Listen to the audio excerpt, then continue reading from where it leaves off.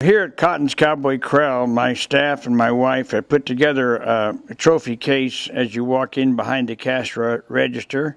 This is me at the Cowboy Hall of Fame in Colorado Springs. This is Casey Tibbs on necktie, and this is the award they gave me in Oklahoma City, the medallion.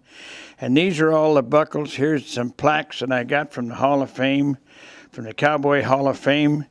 And these are all different plaques and things, trophies and spurs. Here's when I was inducted at the Cow Palace in the most colorful rodeo producer, Livestock Man of the Year, California. That's a picture there, and different things here we have, and spurs and all the trophies and things people have given me. If you ever come up in the store, Cotton's Cowboy Corral, you need to go upstairs, and there's kind of a trophy case up in our store, upstairs in our store where my office is. It's a lot of mess and papers, things, but there's a lot of wonderful pictures of Madison Square Gardens, the Cow Palace, Reno Rodeo, all the different rodeos we've did in the last 50-some years. A lot of the pictures in the last 50 years of people I've known, Roy Rogers, Gene Autry, Hopalong Cassidy, and it's kind of history up here with all the different photographs and all the different years we put on rodeos and all the towns we've been. Long Beach, California, down by the Queen Mary, at the Kingdom in Seattle. And we've just about been about everywhere with rodeos, and we're still doing it after 53 years, 54 years now, or 55th years coming up this year. This here's Ben Johnson, the movie actor that was a star in, oh golly, all the great movies with John Ford and John Wayne.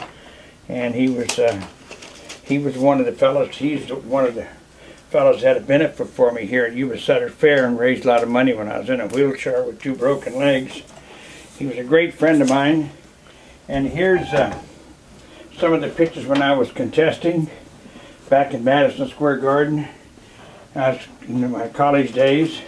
This is the basement in the old garden in New York. These are all pictures of the years I was back there.